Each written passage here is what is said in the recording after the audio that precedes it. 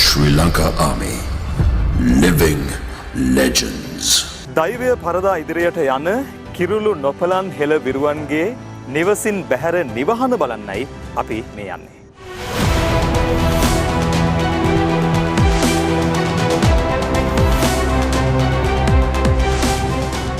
ඔවුන් දැස් අහිමි කරගත්තේ අපිට ලෝකය දකින්නයි.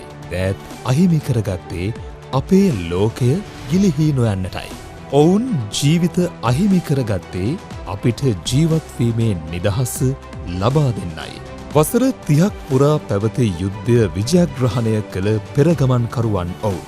ඔවුන් වෙනුවෙන් ඉදිවුණු අභිමන්සල රණවිරු සෙවන මිහිඳු සෙත් මැදුර ඇතුළු රණවිරු සුවතා මධ්‍යස්ථාන මුළු ලෝකයට ආදර්ශයක් වූ සංකල්පයක්.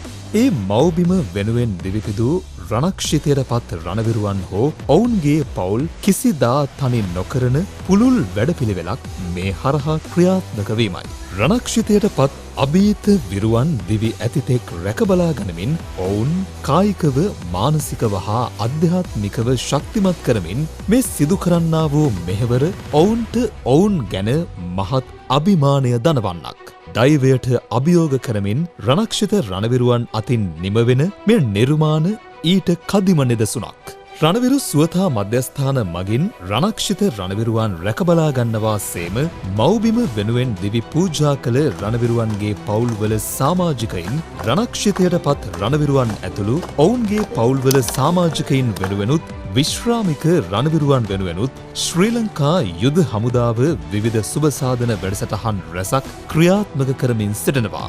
ඒ ඔවුන් සැම රැකගැනීමේ වගකීම ශ්‍රී ලංකා යුද හමුදාවේ දෙවුර මත තබා ගනිමින්.